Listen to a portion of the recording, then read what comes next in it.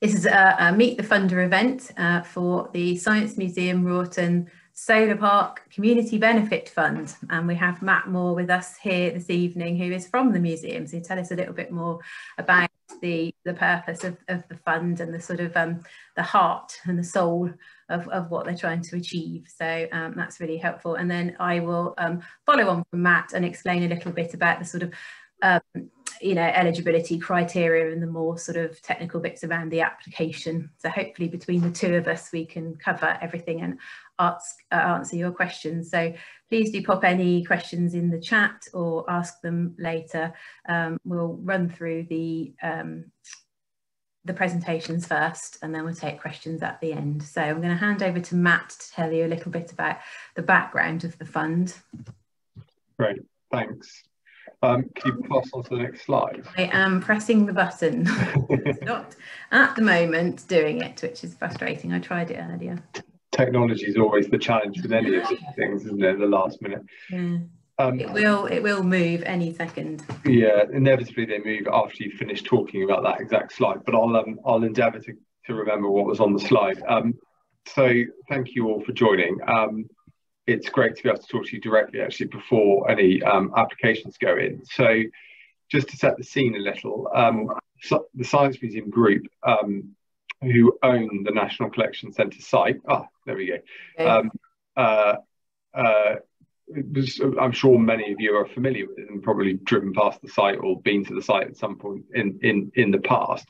But just to give you the background, the Science Museum Group owns 5 national museums and a couple of other sites across the country, including the famous one in London, but also in York, County Durham, Manchester, and Bradford. And we are the most visited group of science museums in the world, and we hold a huge collection of scientific objects and books and history of science items. And I think what's important here on this drawing, you can see something called the Science and Innovation Park, and that is the name we are transitioning the Wroughton site to over the next few months, which gives you a sort of idea about why we're interested in funding projects in the local area that have an association with science and in particular low carbon technologies and biodiversity.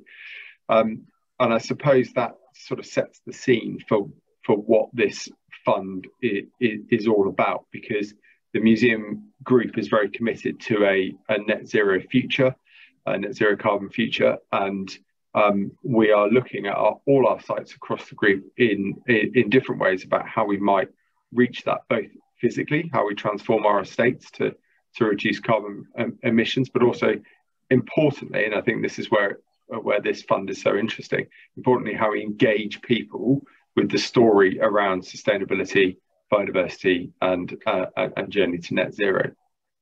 So we've got an important role in that as a place of historical science, but also as a place that's looking forward to what the technology solutions for a sustainable future look like. If you could just move on to the next slide, please. Mm-hmm. And to give you some context, the site which the Solar Farm Fund refers to is just south of Wroughton off the A4361. It's a 545-acre former Second World War airfield, which the Science Museum have been occupying for about 40 years. And we store our large collections there, and we're beginning to develop it for new collections facilities, which will be accessible to the public from 2024. So we have an ambitious plan to bring schools and groups and individuals and all sorts of other stuff to come and see the collections that are on site. And actually on the very right-hand side of this image you've got on your screens, you can see our new facility poking its head out of the field there, which is surprisingly small on the screen, but enormous in real life. It's about the size of 5 football pitches of covered space full of 350,000 objects from our collection. So it's a really exciting time to be launching a new museum in a new facility in the area that people can come and visit. But stepping back a little bit, one of the first projects that we undertook on the site was to bring on board a large-scale solar farm, ostensibly to put energy back into the national grid. And this solar farm puts about 4 times the electricity the Science Museum Group consumes as a whole back into the national grid. So what we wanted to do is try and produce more electricity than we use, so that we're a positive contributor of carbon-friendly, zero emission green electricity to the grid. But of course, it's a big undertaking on the site, and we needed a lot of local support, and people graciously were very supportive of this project at this site. And so one of the ideas that we wanted to have was to be able to give back to the community directly. And we undertook to make a contribution to the community each year as part of the sale of the electricity price. So on average, there's about £65,000 that goes back into the community directly from this array year on year. And today we've invested about £300,000 in local projects within the immediate vicinity, and they can be everything from primary school gardens to wildlife and conservation groups, community activity groups, theatres, sports clubs, and so on. And it's really important that those projects have a real benefit to people around us, and really focus on sustainability and positive change in the communities next to us. So hopefully it's a real asset that you can bid into and get some resource to bring your projects online. So that's really the project in a nutshell. It's a mechanism for us to give back through energy generation from the site, and it's the first of its kind in this area, and we're really excited about it. And thanks to the Community Foundation for facilitating the distribution of those funds. So I'll hand back to Karen, and we'll go through what the criteria is that you have to meet in order to be able to access the money. Yeah, thank you very much, Matt. Yeah, okay, so just a little bit of an introduction about what we do as a foundation, in case you're not particularly aware of what we do or the breadth of the work that we do. We're quite known for giving grants to groups. We have a few programmes that give grants to individuals, mainly through education or our Surviving Winter programme.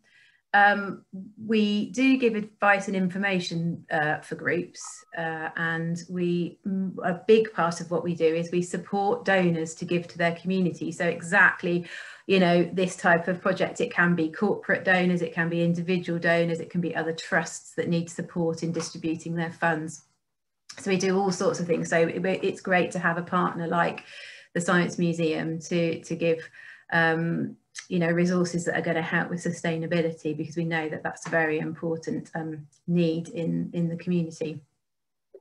And the other thing we do is quite a lot of work around exploring needs in our communities as well. So we've got a report on our website that you can have a look at if you need any evidence for application forms about the need in your particular area. So going on to the fund, the Solar Park, Wroughton Solar Park Fund, there are 2 grants. So if you've had a look at our website already, you might be aware that there are 2 levels of grants. We've got our Supporting Communities grant, which is for grants up to £2,500 over 1 year.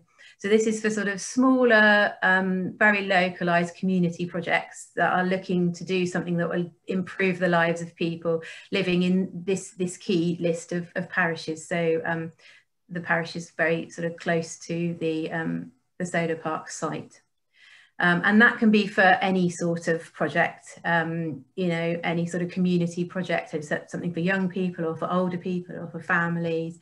It could be tackling social isolation. It could be a small environmental project. anything that £2,500 would be a meaningful amount of money for, and would really help local people to do something or tackle an issue or support people in that area. And then our other grant, which is probably the one we'll focus quite a bit on today, but if you've got questions about supporting communities grant, then obviously please do ask them.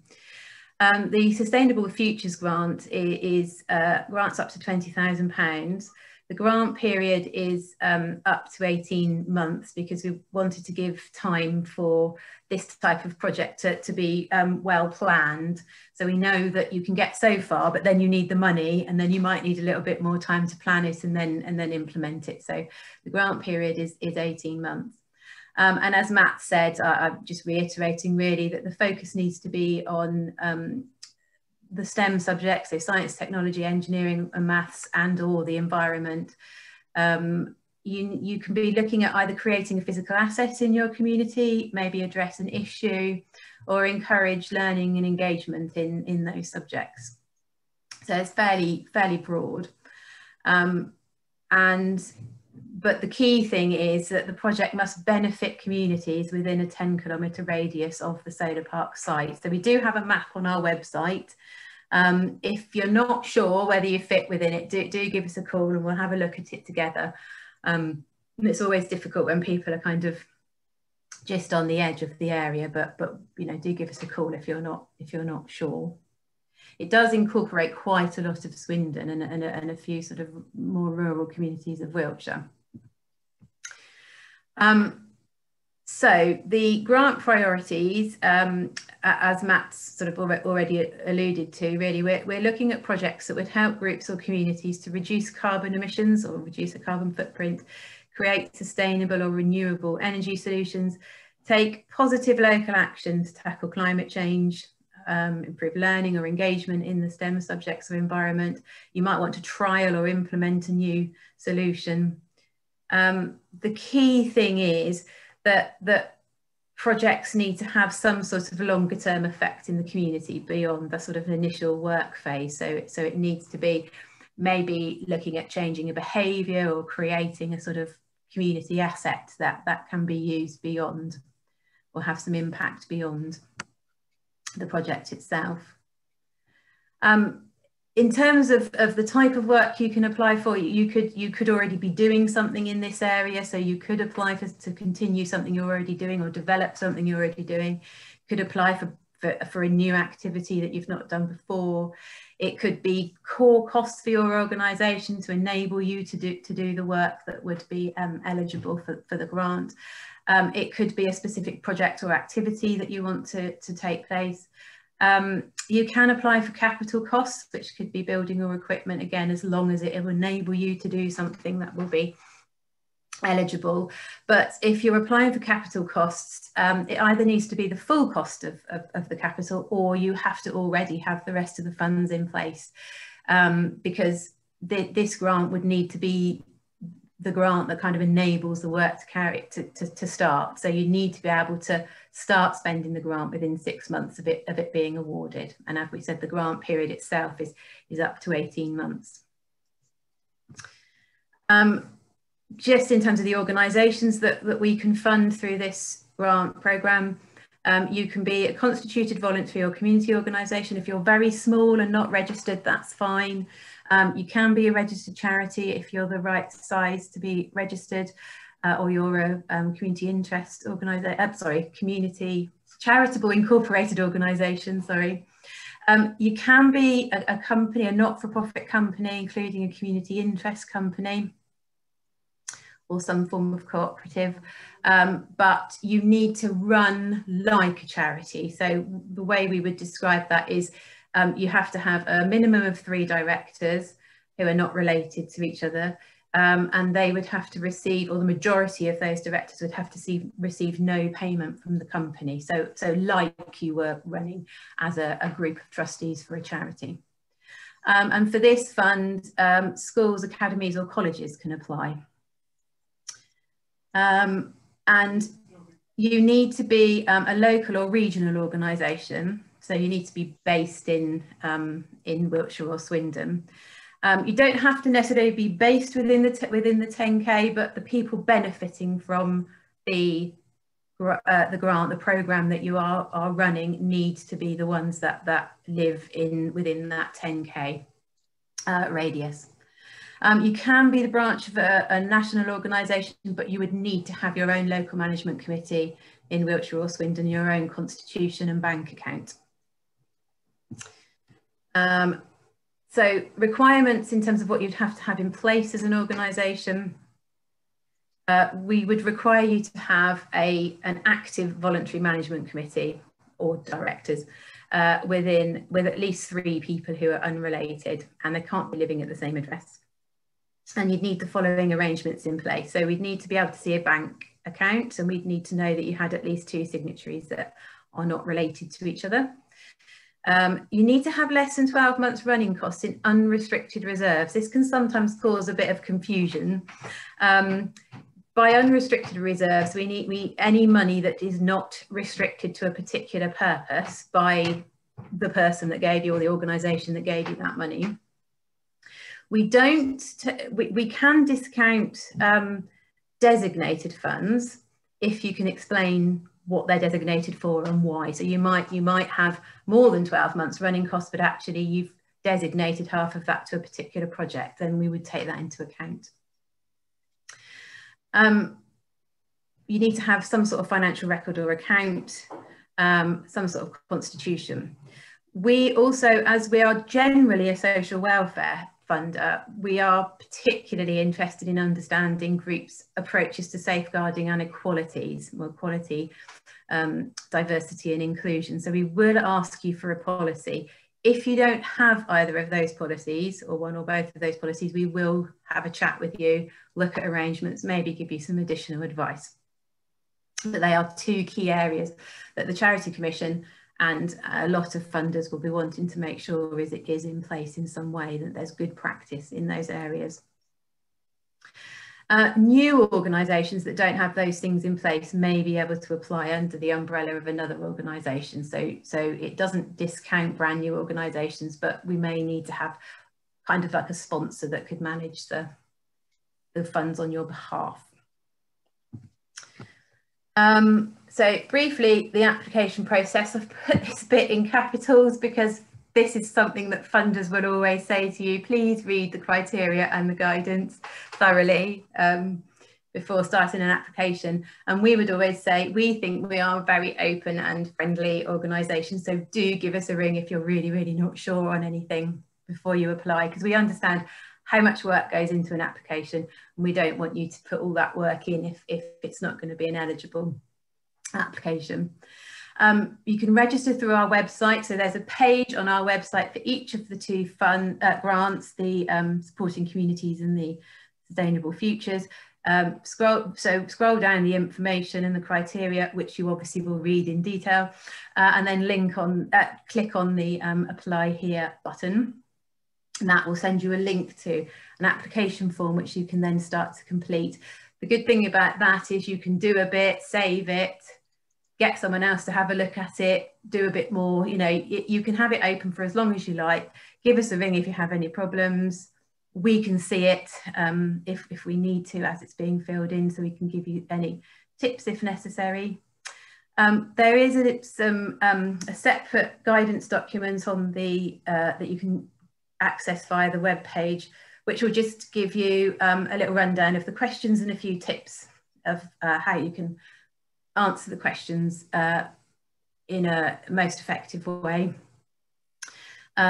The closing date, so it's open now from this week, and the closing date is Friday the 16th of December. We wanted to give you right up to just before Christmas, and then I will look at them as soon as I can, and the panel will meet in February. So if I need any more information, I will give you a ring either in December or January, and then I'll prepare all the papers to go to the panel meeting, which Matt will be at.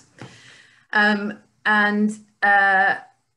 decisions after that will be sent to you by email. We do look at applications as they come in, so if you can submit before the deadline, that's always appreciated by any funder, because it gives us that little bit more time to read and understand all the applications.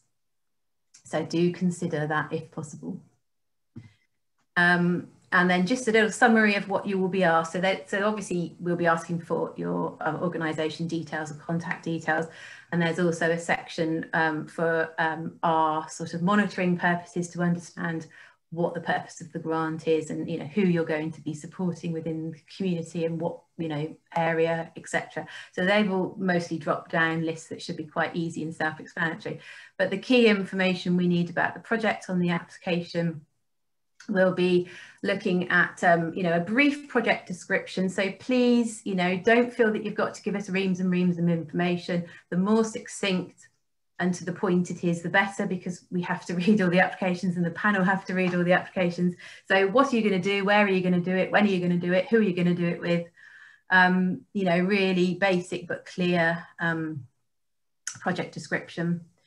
It's always helpful to understand, once you've done the project, what do you see, what will happen next? If you're creating an asset, how are you going to maintain that? If you're going to be learning something from that, how is that going to be applied going forward? That sort of thing. We obviously want to understand the outcomes you're seeking from your project, and then link that to the priorities for this particular fund. So why does what you want to do fit with the priorities of the fund, and how?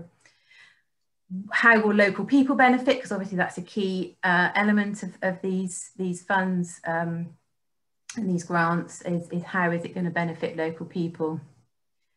We'd like to know how you're going to record and measure those outcomes. So how are you going to know that you've done what you wanted to do? How are you going to know that you've got the benefits and the outcomes that you wanted to achieve? So are you going to get feedback from people? How are you going to monitor the progress of the project, that sort of thing. This is a sort of key thing. Does the project require any specialist STEM or environmental advice licenses or permissions? We've got another fund that we run on behalf of Wessex Water, and they have an environmental element to theirs. And we've been learning that not all groups understand what sort of licenses and permissions that they need to have. So it's really important that we know that up front, because we don't want to be funding any projects that actually might be having unintended negative consequences on the environment particularly. So it's really important to know that you've had any advice so that you can maximise as well the benefits of your project, not just avoid any mistakes, but actually do the best that you can with the project that you're proposing. And then it's just helpful for us to know what experience your group has in running this type of project or activity. If you haven't got any previous experience, that's fine. Just explain how, and how you're getting the advice or support that you need to run this. Is it the first time you've done this sort of thing? So like I say, we're always open for people to give us a ring, even if you're halfway through the application and you're suddenly not sure. Do give us a ring and we can help you out. I think that's the end of my very quick run through the criteria. Obviously, all the information that I've put on those slides is available on the website and a little bit more. But these are our contact details at the foundation. This will get you through to the grants team, and then it'll probably be me that would get back to you, because I sort of oversee this particular programme. I think really now it's over to you guys. If you've got any particular questions for myself or Matt, I shall stop sharing my screen. I can always put that back up again if you need it shortly. Oh, we have a blank chat, so I'm going to open up to the room and see if there are any specific questions about the fund at all. Can I just put my light on? Sorry, I'm trying to write in the dark. Yeah, that's fine. Hi, I've got thank you. That was really, really helpful, Karen. You explained it really well, as did you, Matt. It was brilliant to get your insight. I work for Brighter Futures, which is Great Western Hospitals charity. So I've been looking at the fund for a few projects.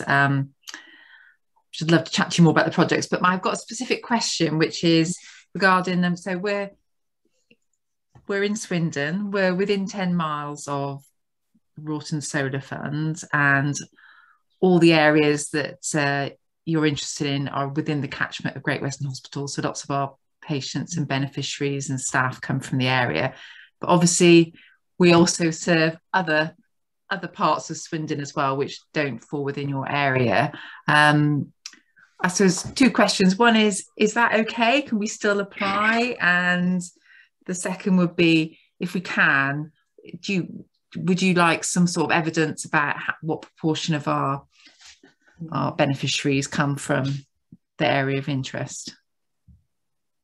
Yeah, I mean, I think that, yeah, that is the key, really. I think is for the panel to be able to see that there's evidence that it is going to benefit a significant number of people from that target area. So it is more difficult with a sort of Swindon wide or even one of catchment area, isn't it? But there needs to be some evidence of how you're going to do that, and maybe how you're going to sort of get that feedback. And what sort of things were you thinking?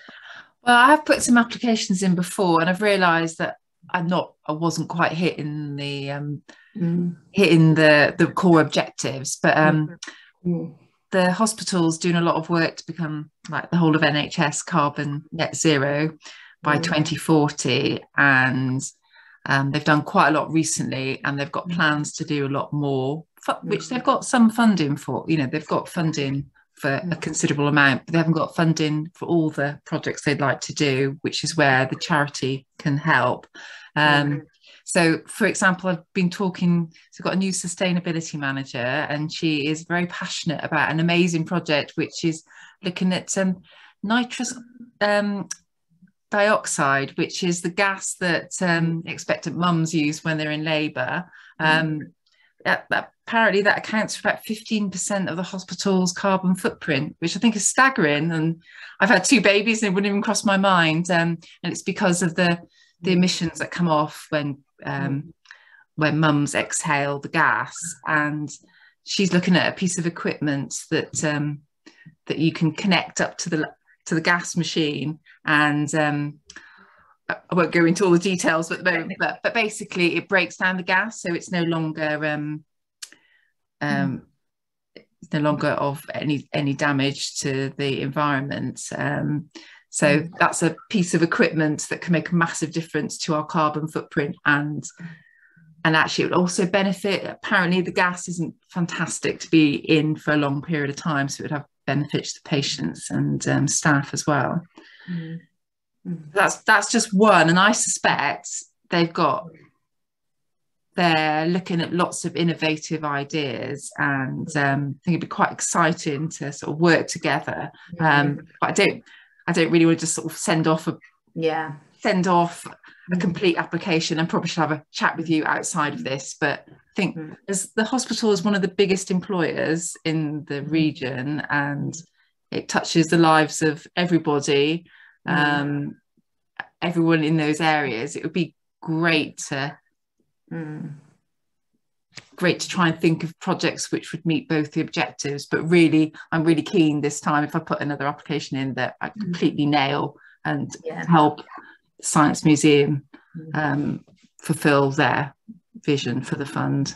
Do you want to add anything, Matt, to that? Or well, only that both my kids were born in that hospital using that process, so I can see where the benefits come from. Yeah, I know. I never got to have a go on it, but I think my wife was very appreciative of it. The women tend to sort of push you away. I mean, technology is eligible in the big picture, but I think it's a very specific piece of kit. So I think it would warrant a better, longer conversation, perhaps on a one-to-one basis with the community foundation, to see whether it's totally eligible. It sounds like something that the hospital should be doing anyway as part of their decarbonisation programme. So be interested to pull that apart a bit. Yeah, and I think they apparently need lots, ideally want lots of little machines, and I think they can do some, but not as much or not as quickly. And which that often applies to lots of the things that that any service does. That's why it's got a charity, because they can go above and beyond. But yeah, I shall pick that up with you, Karen, and okay.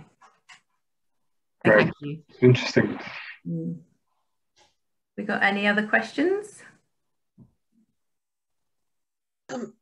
Sorry. As a community pub company or group, we are actually a community benefit society. Yeah. So it sounds as if we're sort of quite similar to you. And we have been since we bought the pub 4 years ago. And we've been talking about, we've had lots of projects, obviously, over the last 4 years to make the pub obviously a better place for everybody to come and visit. Pub is the hub, that sort of thing. And we've been, and even before the cost of electricity has rocketed, we've been talking about solar panels. So we were just going to wander down to the field and just see if we can unplug one and put it on the roof. Does that work, Matt? We can run an extension cable if you like. But no, I mean, when we envisaged the project or the fund a long time ago, the reason why we wanted it to be a substantive chunk of money rather than lots of very small funds was for exactly that purpose. How do we get community facilities being able to operate on green electricity supplies, as an example? And if you haven't done, it's worth talking to one of the development partners that we worked with, Public Power Solutions. Cheryl, who runs it, is one of our board members on this fund, and they're experts in the solar industry and are based in Swindon, and a font of knowledge about how best to deploy this type of technology in the most effective way, because I'd imagine much of your electricity goes into the chiller units and all that kind of stuff for beer and food. Oh, well, and that too. So, there might be better technology that they could advise on, or technology that works in a symbiotic way to help what you're describing. But it's certainly absolutely something that we're interested in funding. If you're the right structure of organisation, then that sounds like a good fit. Okay, I missed the middle word. Public something solutions. Public Power Solutions. Public power, yeah. They're based in Swindon, and Cheryl, who like I say, who's on our board here, is I think the director. I can't remember whether she's director or chief exec of that company. Yeah, I'm sure they'll be able to give you some initial advice that might help your application. Yeah, okay, that'd be fantastic. Yeah, I can look at sharing some contact details or put you in touch with Cheryl. Which remind me which pub it is again? The Winterboard in Winterbourne Bassett. Oh yeah, okay, nice, yeah. Literally up the road, yeah. Yeah. We also have a derelict garage that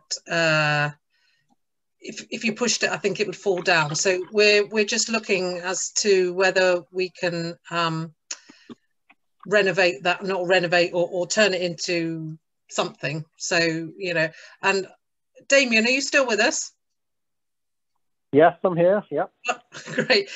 Damien is our treasurer, and can I describe you as green, Damien? Well, yeah, I drive an electric car and have solar panels on my roof. Yeah, I try. But yeah, I mean, to add to what Pat said there, when we bought the pub 4 years ago, we actually got rid of the gas tank. It had a big Cala gas tank in the garden. We got rid of that and made the kitchen fully electric, which I think was a good thing. But we didn't anticipate energy prices doing what they've done this year. And our new tenants are paying a lot of money. It's £2,700 a month for electricity, which is just crazy money. So we want to do something to kind of help them and continue to make the business viable, because we own the premises. We want it to be a community asset for the long term. But if energy prices keep going as they are, it'll be almost unviable to run a pub in it, which would be terrible. So we need to do something fairly fast about solving this, for them to allow the business to be viable for to support the community. So solar and maybe battery storage as well, because a lot of the energy use is in the evening, of course, when the sun's not shining. Yeah, yeah. Use for storage. But yeah, 4,000 kilowatt hours a month they use. Yeah, it's a loss, isn't it? I've got a friend who's in the brewing industry, and you know, the story's the same for him. And he's on the manufacturing end of beer, and you know, the electricity consumption for him is astonishing. So he's facing the same challenges, I think. Yeah, tough. Yeah, so I think that's quite a good example of where getting a little bit of specialist input maybe to actually come up with a plan that's going to be the most effective, and then looking at building an application based on the advice that you've been given would I think be more effective, rather than applying for money for solar panels and then finding that, you know, there's other things that you can do as well. So yeah, we'll definitely get in touch with that company you recommend, and it's great that we've got till December to apply. It gives us time to do some more research. We wanted to check that we were eligible, but what I've read on the website and what you just said, I think we are. So we will get on with an application. Yeah, great. Lovely. That's fantastic. Ros, did you have any questions? Hello. No, I think the only thing I just, regards to quotes and things like that, and the equipment, do you need one or two quotes? Well, we have. Or is it just one? Yeah, we haven't stipulated that, because we're sort of, I guess we give groups the sort of, you know, the responsibility to have done research and tell us what it is that they want to apply for, really. So, you know, obviously it's good practice to get several quotes and to look at what you need indeed, and like I said, any specialist advice that you might need, so you're optimizing what you're planning to do. Yes, what they're considering is solar panels for the first Stratton St Margaret Scout group. So they look after children from the age of 4 up to 18 plus. We're the first unit in Wiltshire to have the squirrels. They're 4 to 6. So we have 100 plus children that use this site, and obviously it's got there's no solar panels or anything at the moment, so the costs are going to increase significantly. So that's why we're interested in this grant, to see if we can get solar panels and a battery, and obviously the conversion to the grid, and to see how that works. And obviously there's other community groups that use the hall, so they'd all benefit from this as well. They also have other Scout organisations that use the site as well, at different times of the year for like different camps, because it's got a lovely field there. So they would use that. So that's where we're coming from. But so on the science elements side of things, it's worth definitely contacting PPS to see how we can do more on the site. To make it more efficient. Can I ask just a couple of questions, Ros, if I may?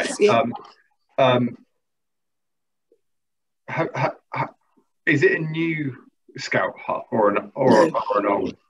It's been there about 20 years, I would say. So it is brick built with a roof, slate roof. The reason I ask is whether you've considered, as part of this project, whether you've got enough insulation and stuff like that to start with. Yes, they have been looking at that, and I know that was on the plan before the summer. They were going to do that. Because there wouldn't be any particular reason why a combined application with some additional insulation and things like that would be effective, particularly if there's a way, and this sort of relays with the pub as well. If there's a way of explaining to people why you've done it and what you've done it for, particularly to those Scout groups and those kids that are going to benefit from the assets that are built into the Scout hut, if there's a way of engaging with them why you've done it and how it works and all that kind of stuff, that really strengthens any of the bids, because you're doing the physical work, but you're also taking the intellectual element of it through the group. And I'm sure there's bound to be some badge or other that those Scouts and so on would benefit from. I don't know whether there is a solar science badge or something, but there should be. I'm sure there's an environmental one. I bet. So you know, so those kind of things where you can sort of add a bit of extra value at relatively low expense are always going to strengthen a case like this. But it sounds very eligible in the first place. I'd just be mindful that sometimes solar doesn't work on buildings that don't have it doesn't work effectively on buildings that don't have a lot of insulation and good heat management in the first place. Right. Okay. Thank you for that. Yeah. That's really fair. And I think, you know, a lot of the projects that have been funded before have had that sort of educational element to them as well, I think, because I mean, people that have had solar panels before have been part of networks. They've been prepared to, you know, have people visiting to see what they've done and why they've done it, or sort of sustainable drainage systems, or we've had play equipment that has taught children about the environment, and they can see very clearly, you know, how energy is generated, and you know, they can even generate energy themselves and see how that works, you know. So there's all sorts of kind of innovative things, but that sort of education and awareness is really always possible with any of these projects, really. So yeah, that's great. Thank you for that. Yeah, so the more you can involve the community, the better. Yes, yeah, and all the parents obviously that come visit. Yeah, exactly. Yeah. So how are we doing? So we've got 10 minutes left. Oh, sorry. I'm sorry. I'm at home at the moment and something's just fallen down outside the room. So hopefully you didn't just hear that. We did. We thought it might be someone in the loft doing some installation. I think it's the dog. Looking for food. Yeah. So we have a loft insulation expert in Germany tonight. Oh, okay. That was one of your many jobs, Damien, wasn't it? Is he still with us? Yes, it was. Yeah. Well, you can probably talk far more eloquently than I can about insulation, but I think a fabric first approach on any energy efficient project is probably a good thing to talk about when you put an application in. Yeah. Thanks for that. Excellent. So are there any sort of final questions, or do we think we've covered everything? That's been great. Okay, brilliant. Yeah, so like I say, obviously do give me a ring if there's any questions, or use the email address and I'll get back to you. I don't work on Fridays, just to let you know. So otherwise I should be around most of the time to answer any questions. Thanks. What's your surname, Karen? Hobbs, Hobbs, yeah. Okay. There's two Karens that work for the foundation. We both are involved in the grant process, so we will confuse you. There's Karen Pugh. So just make sure you're talking to the right Karen before you start asking questions. Brilliant. Okay, well, thank you for giving your time as well to listen to us and to considering putting in an application, because it's really always interesting to hear what community groups are doing and how they're benefiting the community. So thank you very much.